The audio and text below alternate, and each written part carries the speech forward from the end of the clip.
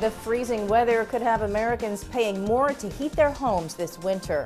The world's top oil producer is satisfied with the Copenhagen Accord, but says future talks could be headed for trouble. And the White House puts a March 1st deadline on a decision on the Cape Wind project. From the Energy News Center in Washington, D.C., this is the Energy Report with Susan McGinnis. Good morning, I'm Susan McGinnis. Thanks for joining us for the Energy Report on this 5th day of January 2010. With all the U.S. but the western edges and southern tips locked into an Arctic chill and new predictions the cold could last into February, prices for the two fuels that keep most U.S. houses warm are heating up. Home heating oil for February delivery gained 3.5% to $2.19 a gallon in the most recent trading session, while natural gas rose 5.6% up to $5.88 per thousand cubic feet.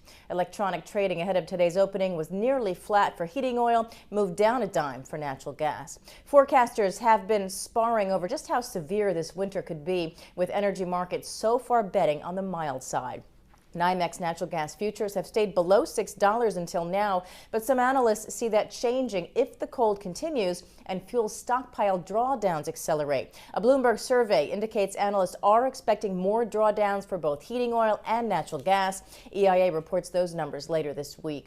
Last week, a lower than expected drawdown sent natural gas prices downward, so all eyes this week will be on those reports. Drawdowns in heating oil and other distillates mean more refinery demand for crude oil, and crude prices did move upward again this morning, with next month delivery gaining nearly 20 cents on yesterday's settling price of $81.51 a barrel. Oil's rise was also attributed to strong economic reports out of China and a weaker dollar. Well, one casualty of the U.S. deep freeze, two New Jersey nuclear reactors. Icing on the Delaware River has forced PSEG to shut down Salem 2 and reduce power at Salem 1. The ice is blocking cooling water intakes. The third reactor at the site, called Hope Creek, uses a cooling tower and was not impacted by the ice. The reactors are across the river from Wilmington, Delaware. The world's top oil producer says it is satisfied with the Copenhagen climate deal, but warns there could be trouble ahead. Saudi Arabia's lead negotiator, Mohammad Al-Sabban, tells BBC News his country was among 25 or so that positively negotiated that Copenhagen Accord, along with other world leaders, and they included the interests of OPEC countries. One of the Saudis' key demands was compensation for reduced oil revenues caused by restrictions on greenhouse gas emissions, something Western countries have rejected. But Al-Sabban says such mistrust could spell trouble for future talks. He says they could meet the same fate as the World Trade Organization talks, which are stalled because of similar disputes between rich and poor nations. The latest now on the diesel fuel spill in China that polluted the Yellow River. A major dam on the river has suspended all power generation to contain the fuel. All 6 generators at the Sanmenxia power station have been shut down to hold contaminated water behind the dam and keep it from flowing toward major cities downstream that rely on the river for their drinking water. The dam generates 1.2 billion kilowatt hours per year. With 7 other dams, China gets 19 billion kilowatt hours a year from the river. A spokeswoman for the Sanmenxia Water Conservancy Bureau says the agency may suffer some economic loss for its action, but needs to consider the overall situation.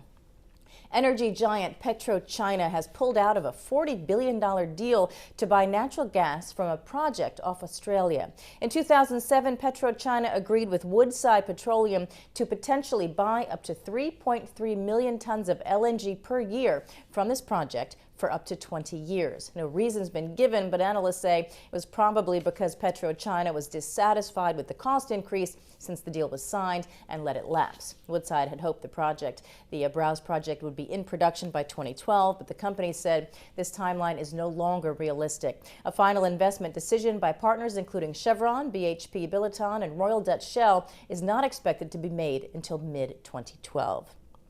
Well, this is all part of China's growing demand for energy. China says it will actively participate in the global competition for oil, natural gas, and mineral resources. The country's National Development and Reform Commission says it will intensify the development of overseas resources to ensure stable energy supplies for economic growth. The country will invest in infrastructure facilities in key countries which hold resource deposits and have a so-called friendly relationship with China. Iraq has sealed its first post-war oil development deal for 2 fields in southern Iraq. The Iraqi cabinet approved a deal with a consortium led by Royal Dutch Shell to develop the Majnoon field. Shell and its partner, Malaysia's state-run Petronas, won the rights to develop the 12.5 billion barrel field during Iraq's second post-war bidding round last month. 15 fields were offered, but most were in volatile areas of north and central Iraq. The consortium plans to raise production at Majnoon from the current 45,900 barrels a day to 1.8 million over 10 years.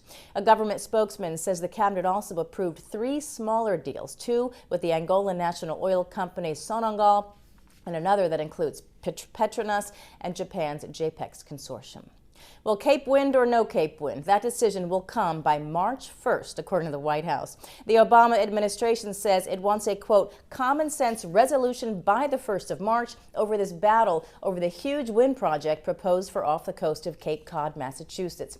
Next week, Interior Secretary Ken Salazar plans a meeting to broker a deal by that deadline. If a deal is not reached, Salazar says he will take steps necessary to bring the permit process to conclusion.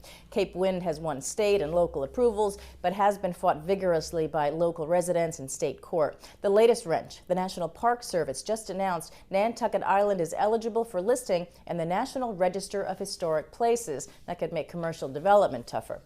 The plans call for building 130 wind turbines in 24 square miles just off of Cape Cod, Nantucket, and Martha's Vineyard.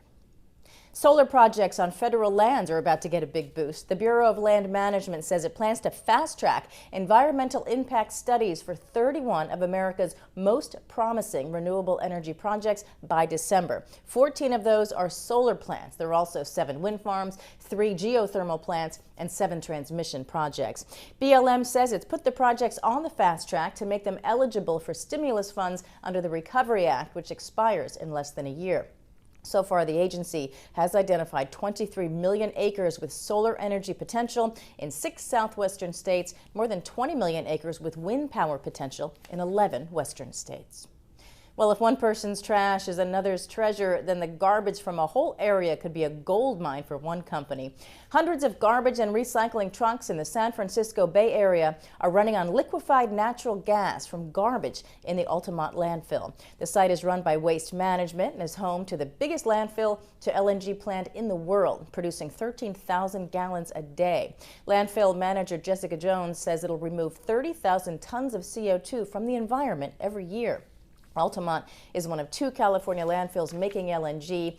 The other is a smaller facility about 40 miles south of LA. The company is planning another LNG plant at some of its 270 active landfills nationwide. Here's a check of what's going on around the Beltway in energy today at 10 a.m. at the National Press Club. A panel discussion on new imperatives for energy efficiency, sustainability, clean energy, and smart grid technology developments. Clean Skies News will be there. That is the Energy Report. Thanks for joining us here in the Energy News Center. For any suggestions or comments about our programming on Clean Skies News, you can reach us at contact@cleanskies.com. And a reminder, you can follow us on Twitter and Facebook too. I'm Susan McGinnis. You're watching Clean Skies News.